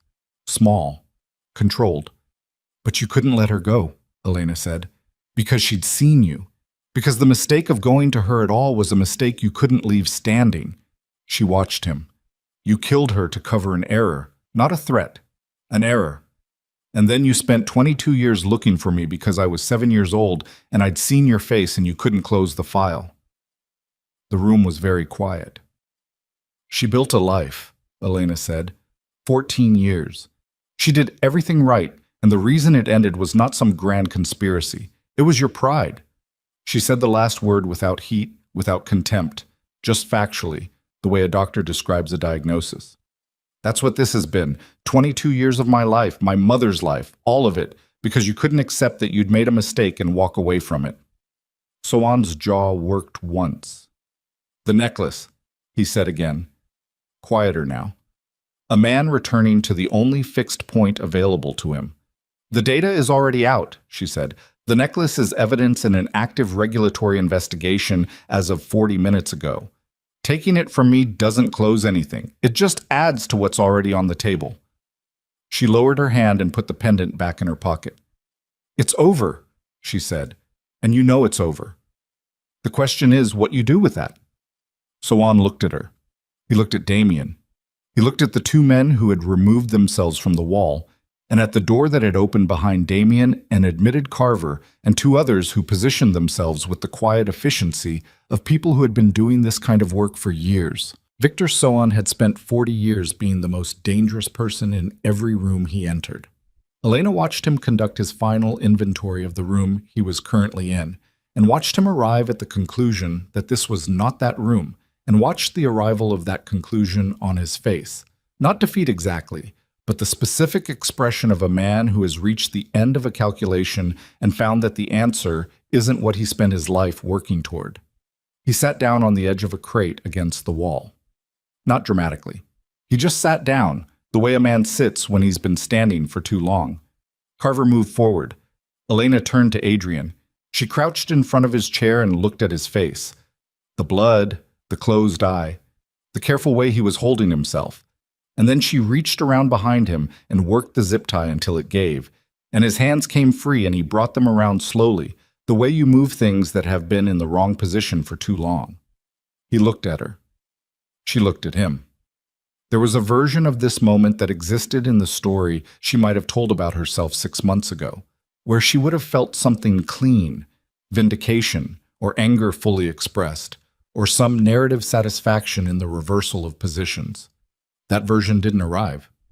What arrived instead was more complicated and less comfortable and more true. She felt tired, and she felt something adjacent to grief for the years wasted in a marriage that had been constructed by people neither of them knew. And she felt, underneath both of those, a reluctant, specific acknowledgement that the man sitting in front of her had chosen, when it mattered, to do the right thing at the right cost. She didn't say any of that. She said, "Can you walk?" He tested his legs. "Yeah." "Then let's go." She stood. He stood, unsteadily, and she did not offer her arm, and he did not ask for it. and they walked toward the door together without ceremony. The regulatory actions began within the hour. Elena learned this from Ruth Calloway, who called Damien's phone at noon and read from a list in the brisk, satisfied voice of someone crossing items off a document she'd been maintaining for 2 years. 3 jurisdictions. Simultaneous. The consortium's financial infrastructure, exposed by the combination of Thomas's internal records and the data from the pendant, was too broadly distributed for any single legal action to have contained. But simultaneous actions in multiple jurisdictions meant that the quarantine happened everywhere at once, and the people who might have managed the damage in one place were managing it in 3 places and managing none of them adequately. Victor Sohan was processed and transferred to federal custody by 2 in the afternoon. He said nothing during the transfer. Elena was not present for it, but Carver told her later that he'd been completely silent from the moment he sat down on that crate until the moment the federal vehicle drove away, as if he'd decided that the time for words was past and there was nothing left worth spending them on. Gerald Foss was transferred separately. He did speak. He spoke at considerable length, in the clipped, precise manner of a man who had spent 40 years managing information and understood that the thing he currently had to trade was the only remaining currency available to him. Elena was not present for that either. She didn't want to be. She sat with Damien in the back of the car on the way back from the Port District and watched the city go past and didn't say anything for a long time. "The hospital," Damien said finally. "Adrian needs to be seen by someone." He said he was fine. "His eye is not fine." "No." She paused. "He'll go. He's not the kind of person who refuses help anymore. I think that's new." Damien was quiet for a moment. "What happens to him?" "He disappears," she said, "from the world he was in. He doesn't have the company anymore. He doesn't have the network. The people who knew him in that world are going to spend the next several months trying to establish distance from the documents he helped release." She watched a traffic light change outside the window. "He'll build something smaller. Or he won't. Either way, it's his." "And you?" She thought about the question. It was a real question, not rhetorical. Damien asking what came next for her with the directness of someone who had been waiting 22 years to ask it, and had decided that waiting was no longer something he was willing to do. "I want to know her," Elena said. "My mother. The parts I don't have. The 14 years she spent building a life. I want the details of it. What she did. Who she knew. What she cared about." She paused. "Whatever you have. Whatever anyone who knew her has." Damien was quiet for a moment that had weight in it. "I have letters," he said. "She wrote to my aunt. Ida kept them." He said it without looking at her, watching the street outside his own window. 41 letters. Over 14 years. I've never read them. They weren't mine to read." Elena felt the sentence move through her. "They were waiting," he said, "for you to be old enough and safe enough to read them yourself." She did not trust her voice immediately, so she said nothing, and the car moved through the afternoon city, and neither of them felt the need to fill the silence because they were 2 people who had arrived, after a very long time and by very different roads, at the same place, and they both understood that what came next did not need to be rushed. 3 weeks later. The investigation had names, and the names had attached to them the specific gravity of institutional consequence. Not the clean narrative of justice that stories tend toward, but the slower, messier reality of regulatory proceedings and international legal coordination, and the particular grind of institutions trying to process something that exceeded the parameters they were designed for. It would take years. Some of it would conclude incompletely. Elena understood this and accepted it as the nature of things in the world as it actually existed, rather than as anyone wished it to be. She was living in the house behind the mature trees. Her room, with its morning light that fell across the floor at the angle her body remembered before her mind caught up. She read her mother's letters in the order they were written, 1 or 2 a day, sitting in the kitchen with coffee at the table that was large enough for 8. Damien joined her sometimes. He didn't read the letters. They were not his to read, but he sat at the other end of the table with his own coffee and his own work, and the quality of his presence was something she found she did not mind. He didn't require anything from her presence. He didn't need her to perform. He'd waited 22 years. He was not, at this point, a man who wasted energy on impatience. Her mother's handwriting was small and precise, and sometimes ran to the edge of the page before concluding its thought, the handwriting of a person who had more to say than the paper allowed for.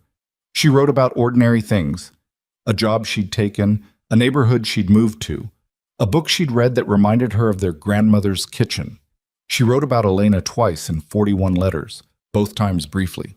Both times with the specific restraint of a woman who understood that the fullness of what she felt could not be put on paper and sent somewhere, that some things were better held privately where they couldn't be intercepted or lost. Elena read those 2 passages 3 times each. Then she put the letters down and sat at the table and let herself feel what she felt, which was large and not clean and did not resolve quickly. She sat with it the way she'd learned to sit with difficult things, without rushing toward a conclusion or demanding that the feeling make itself useful. Damien looked up from his end of the table. He looked at her face. He didn't ask. He got up and refilled her coffee and set it in front of her and sat back down. That was all. That was exactly enough. Adrian Cross left the city 6 weeks after the Port District. Elena knew this because Ruth Calloway mentioned it in passing during a call about a regulatory timeline. The way you mention something that is simply true and requires no particular response. He had a conversation with Elena once before he left. Not planned. She was in the courthouse district, which she'd returned to for reasons she didn't examine too closely, and he was coming out of a building across the street, and they saw each other across the traffic. He crossed to her side. He looked different. The eye had healed. The expensive shirt was gone. He wore a coat that looked like it had been bought for function rather than impression, and it looked better on him than the expensive things had, which she suspected he would find darkly instructive if she told him. She didn't tell him. They stood on the sidewalk and the city went around them, and neither of them pretended this was casual. "The company," he said. "What was left of it? I signed it over to a liquidation trust. The proceeds go to the pension holders from the consortium's fund scheme." He said this not as confession or apology, but as information, something he'd done and wanted her to know he'd done. It wasn't enough. It's something. It's something, she said. He looked at her. The look of a man who has arrived, too late and by the wrong road, at an understanding of what he had and what he did with it, and who has decided that the only thing left to do with that understanding is carry it honestly. "I'm sorry," he said. Not the consortium thing, before any of that, for 7 years before any of that. He said it without qualification or context or any of the softening that apologies usually arrive with when the person apologizing is more interested in their own relief than in the person they're addressing. "You were never what I said you were. You were never close to it. I needed you to be, and that was my failure, not yours." She looked at him. "I know," she said. He nodded. He put his hands in his coat pockets. He looked like a man who had packed light for wherever he was going next. "Take care of yourself," she said. "Yeah," he said. "I'm going to try." He walked away down the block, and she watched him go, not with longing or regret or any of the complex emotions that the story of their marriage might have licensed, but with the plain and uncomplicated feeling of watching someone who had finally learned what it cost to be honest start trying to live with that knowledge. She hoped he managed it. She genuinely did. She turned and walked the other direction. The pendant went to a federal evidence coordinator as part of the formal submission package, documented and cataloged and signed for, its 22 years of extraordinary travel reduced to a line in a chain of custody form. Elena signed the release for it without ceremony, in a government office that smelled of recycled air and old carpet, and walked out into the afternoon without it around her neck for the first time since she was 7 years old. She expected to feel lighter. She felt the same. Maybe that was the thing about weight carried long enough. It becomes the baseline, and its absence is just another thing the body adjusts to, slowly, over time, in the ordinary way that the body adjusts to everything. She adjusted. She got better at sleeping. She found, over the following weeks, that she could sit in a room without placing herself near the exit. She called Ida Moretti and went to the brownstone and sat in the kitchen. The sitting room was offered. She accepted the kitchen. and they talked for 2 hours about a woman named Carla who had been 22 years old and stubborn and funny and who had made her own choices fully, without apology, and who had loved one person above everything else she'd managed to love in a short life. Elena drove back from that visit in a car she'd borrowed from Damien's driver, and she pulled over once, on a bridge over the water, and sat with the engine running and the window down and looked at the city's waterfront and thought about being 7 years old in a car in the dark, not understanding where she was going, holding a necklace that was just a necklace. She sat there for a while. Then she put the window up and drove home. And it was the word that surprised her, not the direction, because she had not used that word in 30 years without it feeling borrowed, like a word in a language she understood but did not speak naturally. And she parked and went inside and found Damien in the kitchen at the table with his coffee and his work. And she sat down at her end of the table with 41 letters stacked neatly beside the coffee maker. And outside the window behind the mature trees, the afternoon light was coming through at the angle that her body had always known. And she picked up the next letter and began.